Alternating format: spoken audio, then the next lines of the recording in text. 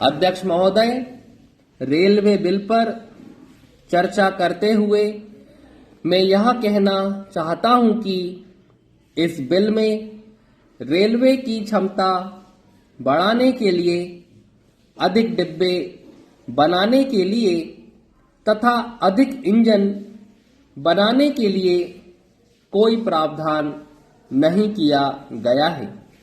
जहां तक रेल के कल पुर्जों की गड़बड़ी या रेल कर्मचारियों की लापरवाही के कारण दुर्घटनाएं होती हैं और इन दुर्घटनाओं का मुआवजा आम जनता के सिर पर डाला जाए और आम लोगों पर कर लगाया जाए, यह कोई उचित तर्क मालूम नहीं पड़ता है। यह उचित नहीं है। जहां तक दुर्घटनाओं में मुआवजा देने का प्रश्न है, इसमें दो राय नहीं है कि उनको मुआवजा अवश्य मिलना चाहिए, लेकिन आम जनता पर कर नहीं लगना चाहिए। संविधान में सभी भारतीय नागरिक बराबर हैं। हवाई जहाज से सफर करने वालों के दुर्घटनाग्रस्त होने पर 1 लाख रुपया और रेलगाड़ी में सफर करने वालों के दुर्घटनाग्रस्त होने पर 50,000 रुपये मुआवजा है। यह कैसा समाजवाद है? यह किस तरह का न्याय है? यह किस तरह की समता है? यह तो विषमता है। यह तो पूंजीवादी परंपरा का अनुसरण है। कोई भी समाजवादी सरकार इस तरह का भेदभाव कभी नहीं कर सकती है। मैं निवेदन करना चाहता हूं कि यह भेदभाव समाप्त किया जाए और ऐसा भेद करके समाजवाद पर कोई कलंक न लगाया जाए। जहां तक रेलवे में गड़बड़ियों का प्रश्न है, मैं सदन का ध्यान इस ओर आकृष्ट करना चाहूंगा कि हर साल रेलवे के अंदर जो चोरियां होती हैं, जो भ्रष्टाचार फैला हुआ है, उसकी जानकारी मंत्री जी को होगी।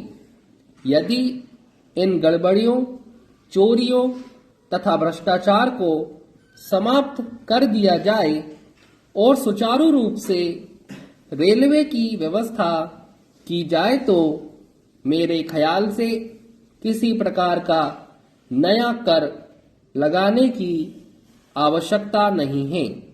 मैं रेल मंत्री जी से निवेदन करूंगा कि वह सदन को आश्वासन दें कि जो गड़बड़ी है, जो अव्यवस्था है, उसको दूर करें। महोदय, जहां तक दुर्घटनाओं का प्रश्न है, उसका एक कारण यह भी है कि रेलवे के अंदर जान पहचान के बल पर बहुत से अयोग्य लोगों को नौकरी मिल जाती है। वहां ऐसे लोग पहुंच जाते हैं जो अपने कर्तव्य का पालन सही रूप से नहीं कर पाते। दूसरा कारण यह है कि जो रेलवे के कर्मचारी हैं, आज उनमें व्यापक असंतोष है। उनके साथ न्याय नहीं किया जाता है।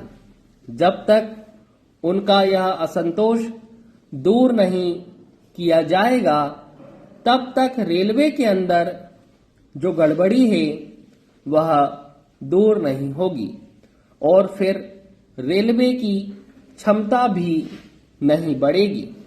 इसलिए मैं मंत्री जी से यह निवेदन करना चाहता हूं कि रेलवे कर्मचारियों में जो व्यापक असंतोष है उसको दूर करें, ताकि जनहित में, राष्ट्रहित में, देश के विकास के लिए रेलवे की क्षमता बढ़े।